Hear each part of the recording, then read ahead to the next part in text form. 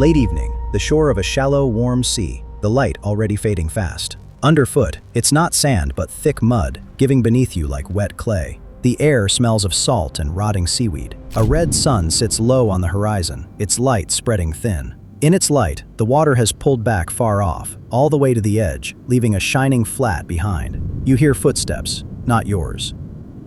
You turn, and for a second you don't understand what you're looking at, because this creature is standing on the ground, on four limbs the way you'd get down on all fours, except its front limbs are longer than its back ones, and it isn't resting on its palms, it's resting on its folded knuckles. It's taller than a giraffe, its shape strange even in the dim light. Its head sits near a second-story window, and it's almost all beak, long, straight, toothless, like a spear bolted to its neck. It's walking, calmly, like it's got business to attend to, planting one foot after another in the thick mud and leaving deep dents behind. You stand there waiting for it to take off. It doesn't. It's hunting, patiently, pacing the flat, staring down at the mud like a stork. Now look away from it for a second, right now while it's still walking. 20 steps off, right at the waterline, a small bird is picking through the mud. About the size of a pigeon, no more. Plain, brown, caked in dirt. It doesn't even lift its head when the giant walks past, close enough to touch. It doesn't care about him, and he doesn't care about it. Remember this picture. A creature the size of a giraffe, walking calmly on foot. And right beside it, in the mud, a bird the size of a pigeon, no more. In 20 minutes you'll realize you were staring straight at the answer. It's right in front of you in this shot, and you don't recognize it. Nobody has for 100 years. Because very soon, by the planet's own slow clock, one of these two will vanish forever. And it won't be the one you're thinking of, not even close. In the last film, we stood on a riverbank and looked up at a creature the size of a house.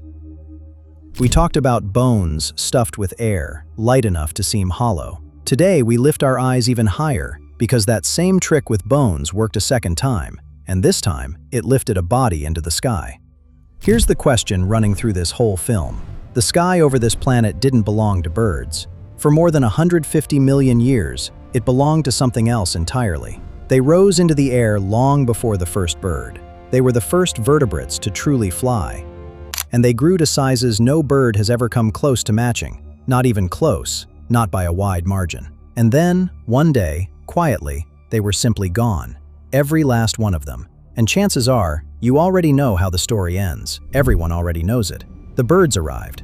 Birds were simply better, lighter, more agile, smarter, built for a changing world. They gradually stripped the clumsy reptiles of niche after niche, pushed them out of the sky bit by bit, and by the end, only a few doomed giants were left, living out their final, lonely days. Evolution simply picked the better design and quietly moved on. That's how almost every film and every article about pterosaurs usually ends. Well, science actually checked this. Twice, in two different ways, by two different groups of people. And the answer turned out to be not just different, it turned out to be the exact opposite. This is Forgotten Eons. If you like watching science demolish the explanations everyone assumes are obvious, subscribe. That's exactly what's coming, and it's worth waiting for. First, let's sort out what these things even are, because almost everyone gets this wrong from the start. Pterosaurs are not dinosaurs. That's not nitpicking. They and dinosaurs are two neighboring branches that split off from one single common ancestor. Relatives, not the same thing at all. Calling a pterosaur a dinosaur that flew is a bit like calling a wolf a cat.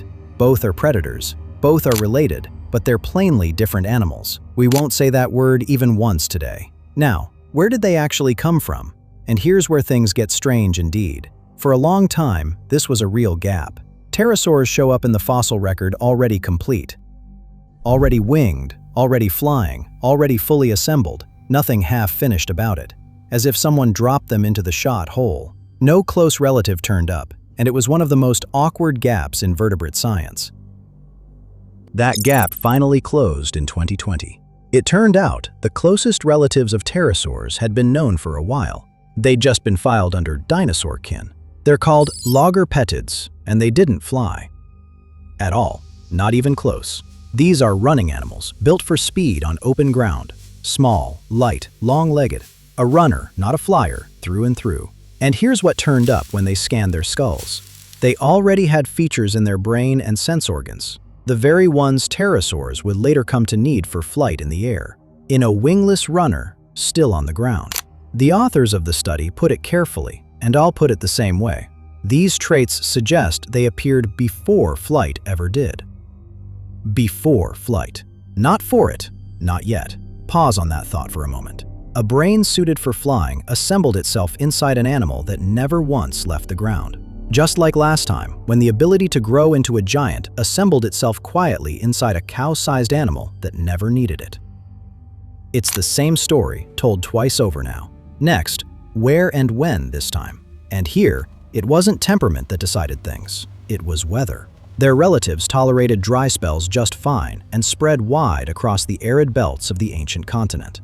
But pterosaurs themselves simply couldn't stand the dry at all. They needed it wet, and only wet. So for a long time, they sat in patches, tucked into isolated damp corners of the planet, unable to spread past them.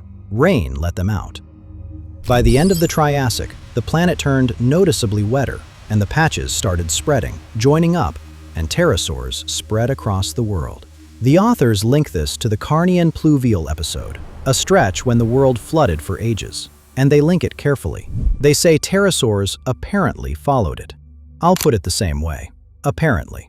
But the direction of it matters far more than the exact date ever could.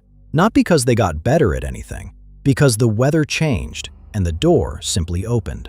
Now, the wing, because this is the most expensive thing in this film. Look at your own hand right now. Spread your fingers wide. A pterosaur took a single finger, the fourth one, and stretched it out to the full length of its whole body. Not the hand, not the whole arm, one finger only. Skin stretched over it, from the tip all the way down to the thigh. The entire wing hangs off that one finger. A bat stretches a membrane across 4 fingers, like fabric over an umbrella's ribs. A bird has feathers instead of fingers at all. A pterosaur has just one monstrously long bony spoke and a living membrane stretched taut over it. The other 3 fingers stayed short and stick out of the wing's bend like small curved hooks. That's what it paid with in the end. One single finger for an entire sky. Now, size. And here I'll tread very carefully indeed, and I'll explain exactly why. You've probably heard huge numbers thrown around about the largest pterosaurs. Well, here's the thing. Those aren't measurements. There's no complete giant skeleton. We have fragments, and models are built from them. A study devoted to the size of giant pterosaurs gives the most reliable upper estimates as a wingspan of roughly 33 to 36 feet, a weight of roughly 440 to 550 pounds. Notice, again, the word estimate. The high end reaches 36 feet across, the wingspan of a small airplane, and the whole animal weighs about as much as 3 grown men. And now, the main thing almost nobody actually knows about these animals. How did this thing get off the ground? A bird builds speed on 2 back legs. It crouches, pushes off, flaps. Its ceiling is hard. The heavier it gets, the harder it is to launch on 2 legs alone. A pterosaur launched on all 4 limbs instead. It tucked every limb underneath itself and shot upward, pushing off mainly with its front limbs, the same ones carrying the wings, and stronger than the back ones. Like a pole vault, except the pole itself was its own 2 arms. The difference this makes is truly enormous. The authors of that same study say it plainly. Launching on all 4 limbs raises the ceiling on body mass considerably and makes it possible for far larger flying animals to evolve over time. And in that same study, about the very biggest ones, a giant weighing roughly 440 to 550 pounds, with a wingspan of about 33 feet, could launch calmly from a dead standstill, straight off flat, open ground. No running start, no cliff edge, no headwind needed. Do you see what happened here? A bird hits a ceiling a pterosaur simply doesn't have. It takes off in ways birds never could. Remember this moment well. In just 10 minutes, it launches. Now, an honest question. How do we actually know how an animal nobody ever saw actually lived? Here we've got 2 problems and 1 lucky break. Problem 1. Pterosaurs barely survive at all as fossils, almost never. Their bones are basically shells wrapped around air. Thin walls, hollow chambers, delicate struts. That's wonderful in flight, but utterly helpless on the ground. It gets crushed, flattened, and slowly dissolved. A complete pterosaur is an extremely rare stroke of luck, and it almost only happens where there are special burial sites, quiet lagoons with soft mud, where a body settled fully undisturbed. Problem 2, and this one's sneakier. Those sites are rare, and they're scattered unevenly through time. Now watch what follows from that. If some era happened to give us good lagoons, pterosaurs look abundant. If it didn't happen to, they simply look scarce. And on a graph, you get a lovely, convincing curve of rise and decline. One that isn't actually tracking pterosaur life at all, but merely the luck of geology. This is called sampling bias. Remember that phrase well, because it's about to wreck this whole film's main explanation. Now, the lucky part. Footprints. In 2025, a study barely a year old, new research finally did something that had eluded scientists for decades. It matched fossil tracks to the animals that made them. Not just something walked through here, but which specific group of pterosaurs left which specific print. Worked out precisely from the shape of the foot. And the tracks told a story the bones never had. First, early pterosaurs barely walked on the ground at all. There are essentially no tracks from them before the mid-Jurassic, matching the shape of their hands and feet. They climbed and perched in trees. And second, this flips the picture. Starting in the mid-Jurassic, pterosaurs came down to the ground in force. The authors put it plainly. The tracks show a major radiation of advanced pterosaurs into ground-dwelling niches. Not a few oddballs here and there. Whole groups, one after another across the second half of the Mesozoic, over every landscape. The footprints span more than 100 million years of record. That giant from the opening minute, walking through the mud and never taking off, that's not strange. That's normal. A creature with the wingspan of a small airplane, walking and hunting on the ground. It could have launched at any second and simply didn't see the point in it. Now, take the explanation you walked in with today. The birds arrived and pushed the pterosaurs out. The idea sounds airtight. In the early Cretaceous, birds diversify fast, spread out wide, and fill niches everywhere. Pterosaurs in the fossil record seem to shrink at the same time. One group rises, the other falls. The cause seems almost obvious. So obvious that nobody checked it for 100 years. Then someone did. Check number 1, 2009. Researchers took the full spread of pterosaur diversity over time and counted it 2 different ways. And alongside it, they also counted something else too. How many rock layers even exist where a pterosaur could theoretically be found?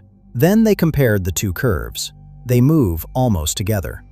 Pterosaur diversity tracks the amount of rock available to find them in. The authors call it a strong correlation. So that rise and fall curve is, to a large extent, drawing the availability of rock, not the fate of the animals.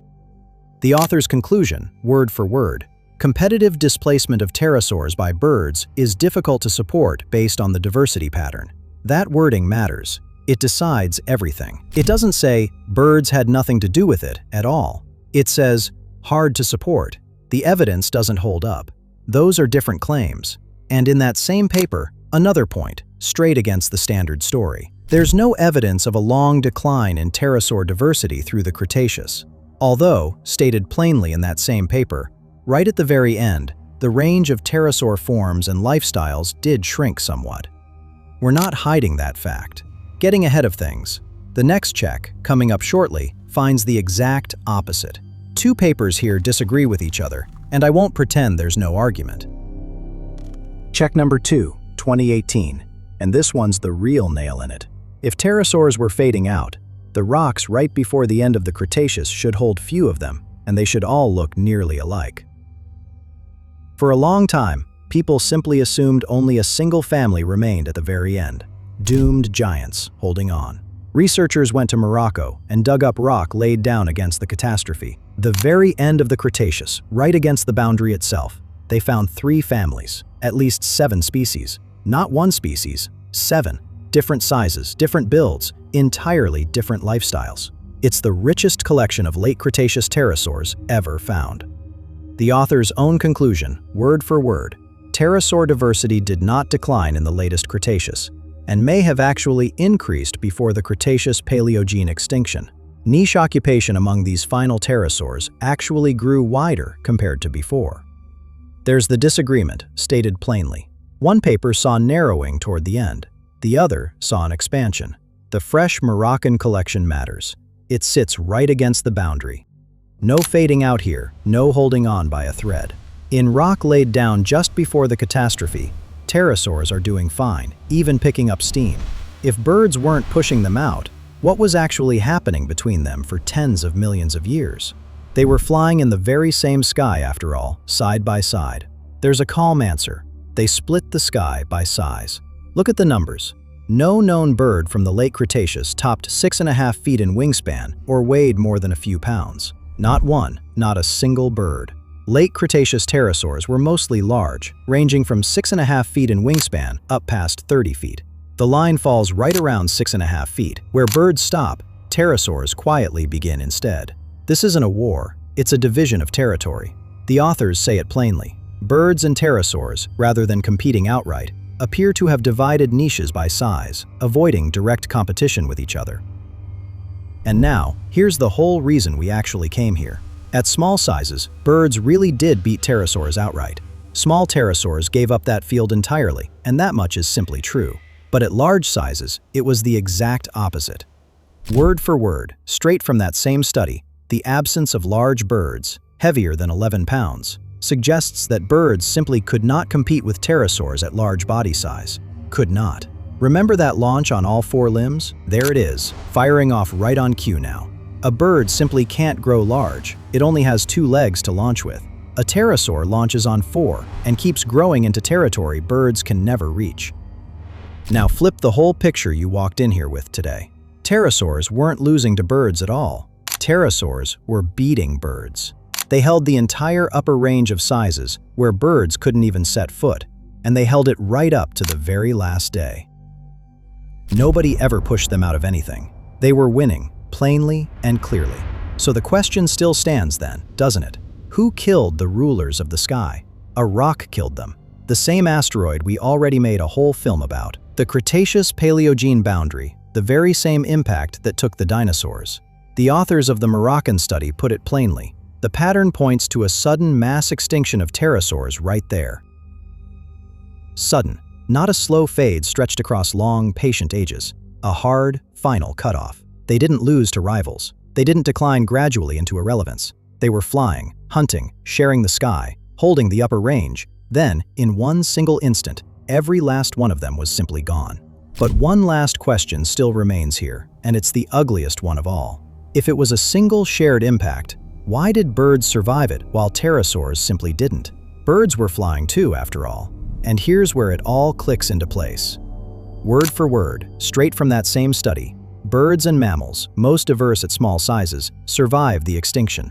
Pterosaurs and non-avian dinosaurs, most diverse at large sizes, simply did not survive it. Read that again, slowly, and let it sink in.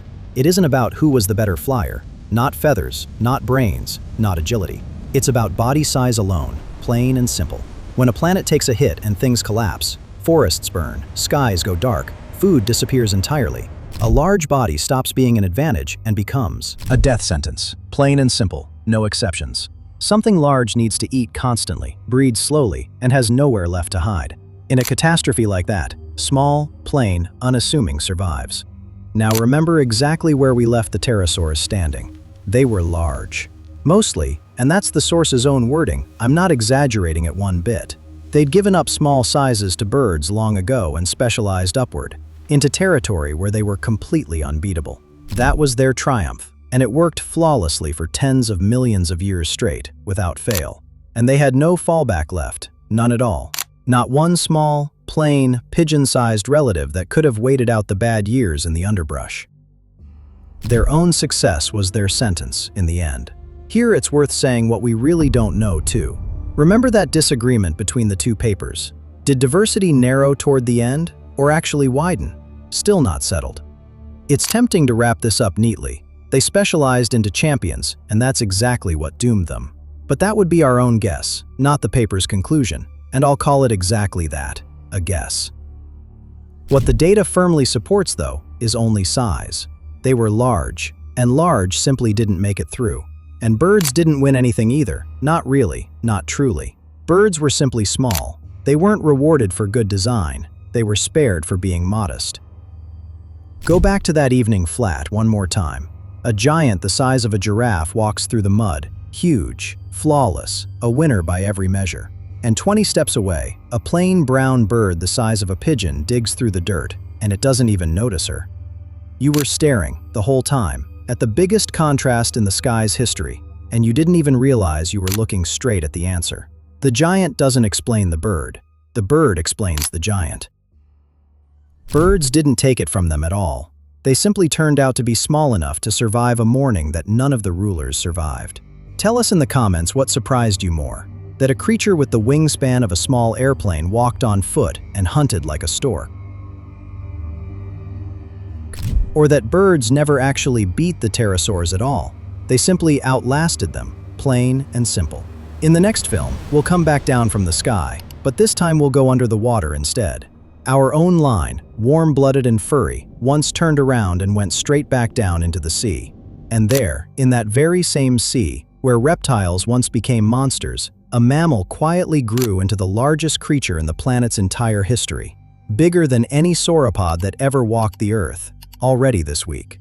This has been Forgotten Eons. Subscribe so you don't miss it.